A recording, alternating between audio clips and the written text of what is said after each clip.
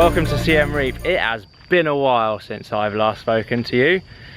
Last vlog was a long time ago. Been in Cambodia for almost 2 months now. We're coming to the very end of our visas, and on the last couple of days we're in Angkor Wat and the whole complex of Angkor Wat. So it's hot.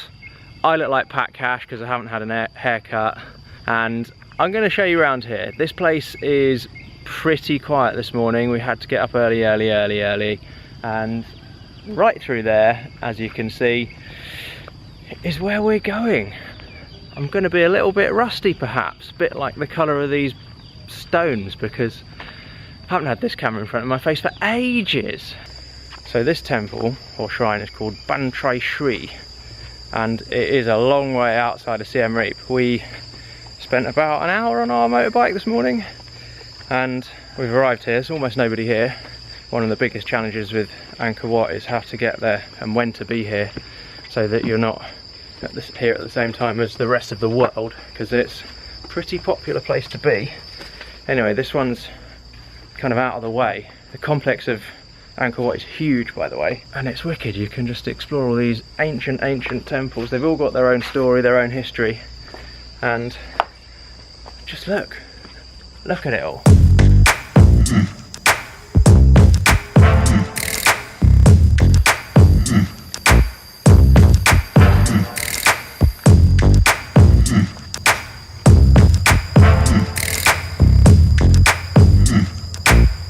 Whoa. Okay, it's getting hot now. It cannot be more than 9 o'clock, but it's already starting to get sweaty, so we're gonna jump on the bike and head back to some of the other main temples around the Angkor Wat complex now. Look where we are now. Got ourselves to Prohm. This is one of the temples in the main area of Angkor Wat. Yes, I'm still looking like Pat Cash. Got helmet hair, not looking my best, but this place is wicked.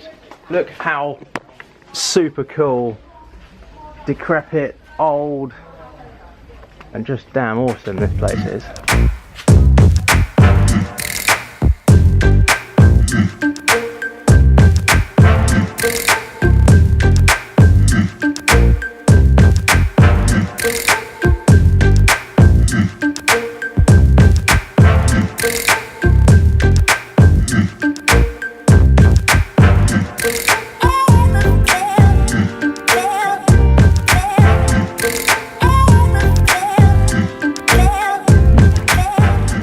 So, the reason Prohm is famous, world famous, is because the Tomb Raider films were filmed here. So tourism carried on happening. They did all the filming after the park closed. So from 5:30 onwards all the way through the night is when they could film. So God only knows what kind of a logistical thing they had going on to clear out all of the balustrades and the walkways and get the lighting set up right. Must have been a monumental effort. I haven't even seen the films myself, but respect for that. Now, there's some things you probably want to know about the whole complex of Angkor Wat. We're staying in Siem Reap, which is probably where you're likely to stay if you come here, and it's about a 20-25 minute journey outside of the city. My top tip is, if you can and if you're happy to ride a moped or a motorbike, rent one of those for the day or a couple of days, because you're completely under your own steam then. You don't have to be following a tour guide or going to particular temples in a particular order, or even trying to explain to a tuk-tuk driver, which is what a lot of people do, what ones they want to go to and what route to take. Just look at that. Look at that. That's history right there. So yeah, get a motorbike if you can. It'll cost probably, we paid $10 a day, which is quite a lot for Asia. The other thing, as I mentioned earlier on, is timing. So this place is always going to be busy. We're here in July, which is the rainy season, so it's super hot and muggy, and it will rain at some point. But because it's rainy season, there are fewer people here. We've managed to avoid a lot of tourists here just by picking our timing right. So One thing is to go in reverse, so there's a road around this complex that you kind of just do a lap of to see all the different temples, and most people are going to go to Angkor Wat, the main temple itself, for sunrise, and then go in a clockwise route around the road. If you sack off Angkor Wat for dawn, because there's going to be thousands of people there, chances are sunrise isn't going to be that great anyway, and if you really want to, then you can go back and do it on another day. If you have a think about the timings that people are going to be there, so if you've got a motorbike, obviously you can zigzag your way across and go to the places where people are least likely to be at any one time. Got to mind my head coming through here. Cost wise, you've got a 1-day ticket, a 3-day ticket, or a 7 or a 5-day ticket. 1-day ticket is $37, 3-day ticket is $62. So basically it makes sense to get the 3-day ticket, and the reason for that is if you tried to do all of these temples all in one day, not only would you be the biggest, hottest, sweatiest mess that you've ever been, you'd also be knackered having got up at 4, maybe 5 in the morning. It's a long way to travel. Like, there's a lot of temples and a long way around this park, so I would wholeheartedly recommend splitting your trip into 2, if not 3 days, and just taking it easy. Maybe do 2 or 3 per day, finish by 10, 11 o'clock, and that makes everything so much more pleasurable. Also, make sure you bring your camera, bring batteries, plenty of them, because your camera is going to get an abusing when you're here. Literally everywhere is a wicked photo. If you're doing video, then you're going to want to bring all your gear because it's well worth it. Just look at this place. I don't think there's anywhere quite like it in the world, and you're going to want to take some stuff so you can remember it. Talking of batteries, I'm running out of this one, so I'm going to switch this one over and I'll see you on the other side. Whoa, fully epic right now. Tree, in building, over building. That's what this place is famous for. These trees just kind of take it over, and it creates this such amazing effect. Look at that. Super cool. Man, I love it here. It's wicked. I don't know, don't know, I don't know, don't know, I don't know. Easy for Yeah. you. Thank you so much. Bye bye. I don't know. Just been scammed. Went to get some water and she said, oh, shall I take the plastic off for you? Because they have little plastic on the seal on the top of here. And I was like, oh yeah, that's a cool idea. She's like, yeah, we've got a bin. Anyway, I went to open it. The seal was already broken, so I'm sure it's fine, but it's just not, it's not the dream water that it claims to be. Hey y'all. Next temple now is Ta Keo. It doesn't look much from right here, but if you ever want a sweaty workout, this is the place to come, because it's a temple mountain and I'm about to go up some serious flights of stairs. Oh, there it is. Right, let's go. Let's do this. These steps are pretty gnarly. That one's non-existent. Boom! He's made it. Let me just show you down there. That's where I came from. Right, this is towards the top. I think once we get up here, that's pretty much it. Can't go much further than that. Whoa! I'm actually clambering up these like a mountain climber. Flip-flops, probably not to be advised. I think it's more fun out here.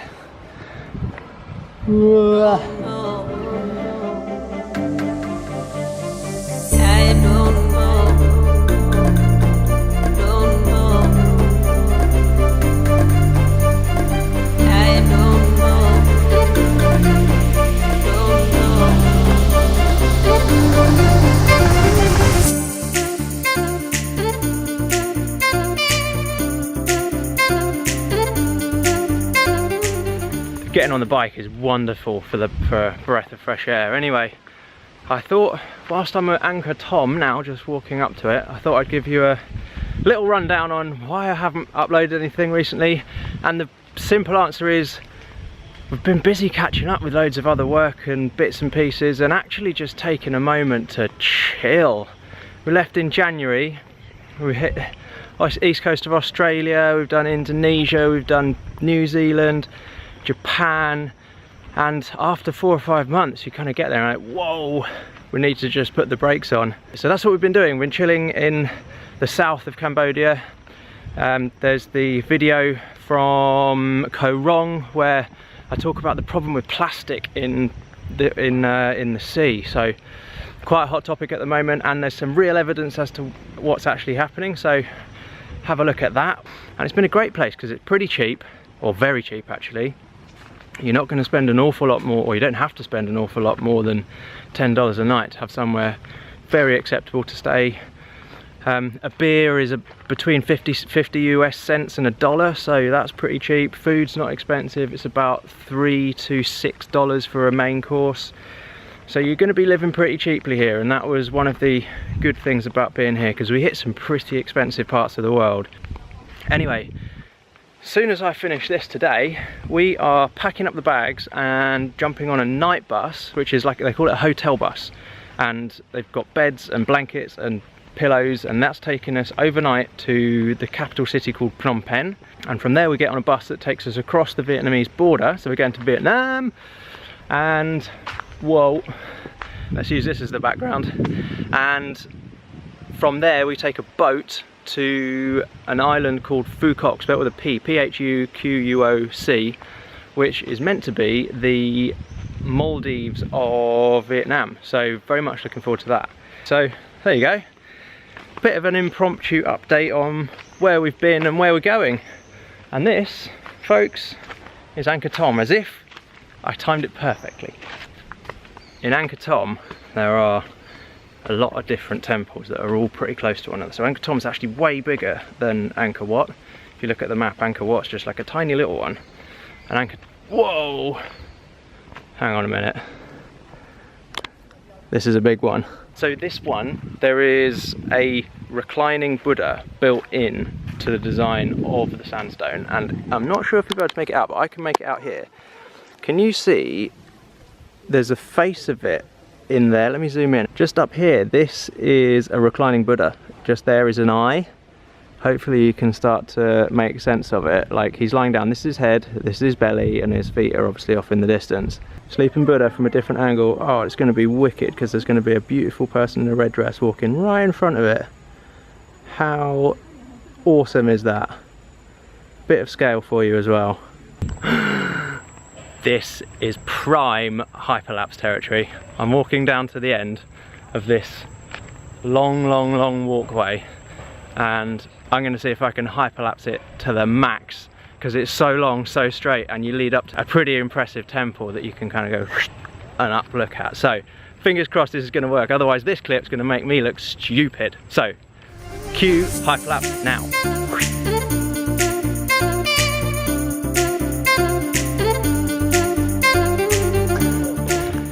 And that's how a hyperlapse looks, hopefully. So the good news is it's such a super simple technique, assuming you've got the software at the end of it. But in terms of photographing, all you do is you set your aperture and your exposure and your shutter speed all to the same, so that it stays the same as you go through the series of shots. And then all you do, you pick a center point, or you pick a point on the building or whatever it is you're hyperlapsing, and with your crosshairs or whatever your focus point is, you lock it onto that bit, and you simply take a step, photograph, locked onto the same point. Another step, photograph, locked onto the same point. And it's pretty much as simple as that. And then you stitch it all together in whatever your software is back home, and it looks pretty cool. Hence, you get that cool effect, and it's like zoom straight through. It's really cool with those gateways as well, because that helps give you that sort of perspective of. So give it a thumbs up if you liked it. Drop me a comment if there's stuff you want to know. Subscribe, please subscribe if you haven't. I'm trying to boost subscribership so that it's a really good sign that you guys kind of enjoying the journey and want to see more. So hit subscribe, it's a really good little signal to me that I should make more videos. And I'll see you next time. Probably the next time I'll be in Vietnam. Adios.